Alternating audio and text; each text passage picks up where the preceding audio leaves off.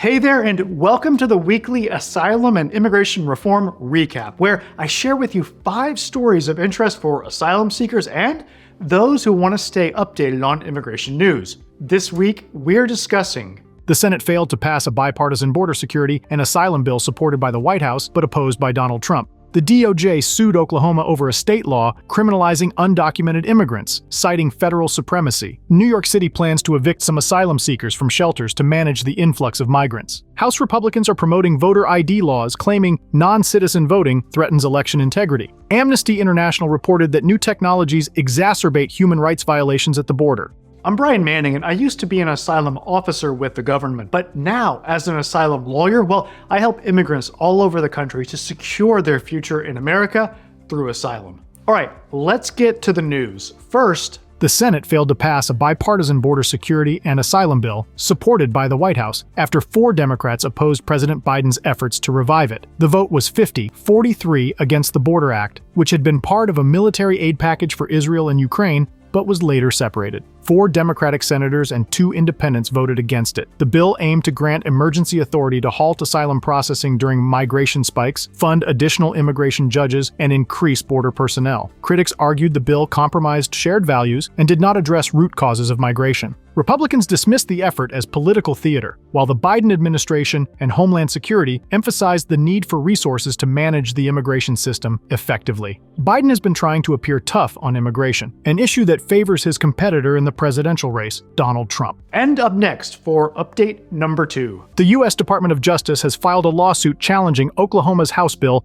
4156, which criminalizes undocumented immigrants living in the state. The DOJ argues that the state law violates the Constitution's supremacy clause by interfering with federal immigration authority. This marks the 3rd such lawsuit by the Biden administration this year, following similar cases against Texas and Iowa. The DOJ contends that Oklahoma's law disrupts the federal immigration system and contradicts Supreme Court precedent. Oklahoma officials defend the law, citing federal inaction on border issues. Oklahoma seeks to mirror its neighbor to the south, Texas, in passing harsh, anti-immigration laws meant to keep foreigners out. Florida is another example of a state attempting to be the nation's least hospitable place for immigrants. Still, despite these measures, immigrants keep flooding to the south. Many new arrivals settle in Texas and Florida.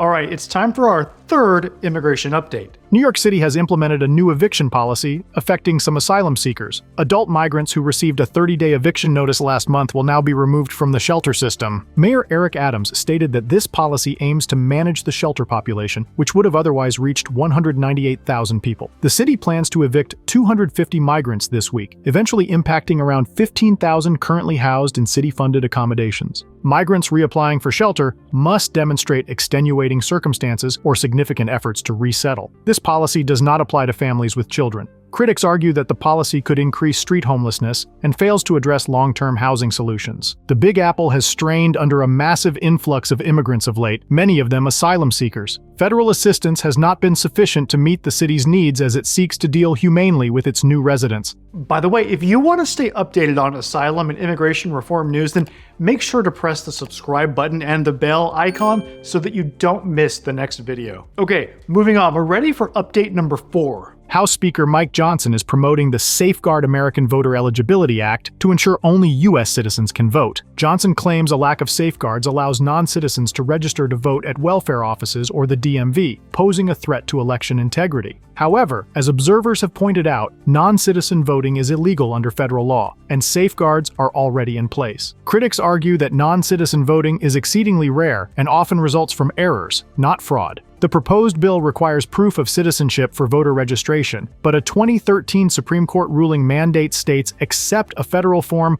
without such proof. Experts emphasize that election officials vet voter registrations, ensuring non-citizens are not illegally added to voter rolls. Republicans seek to play up irrational fears of unauthorized voting ahead of the 2024 presidential election, hoping to galvanize their base around anti-immigrant sentiment. And finally, our 5th immigration update for this week. Amnesty International has reported that new technologies are exacerbating human rights violations at borders. The briefing highlights the misuse of biometric sensors and drone surveillance, which infringe on privacy, equality, and the right to seek asylum. These technologies disproportionately affect vulnerable migrants, asylum seekers, and refugees who face high risks of exploitation. Both states and private companies are implicated, with the latter profiting from data collected through these technologies. Amnesty calls for stringent regulations, including prohibiting AI-based emotion recognition, holding tech companies accountable, and conducting human rights impact assessments. The briefing emphasizes the need for states and companies to prioritize human rights over technological advancements. The report by Amnesty International follows a report on the CBP One mobile app's impact on asylum seekers, pointing out the program's many pitfalls.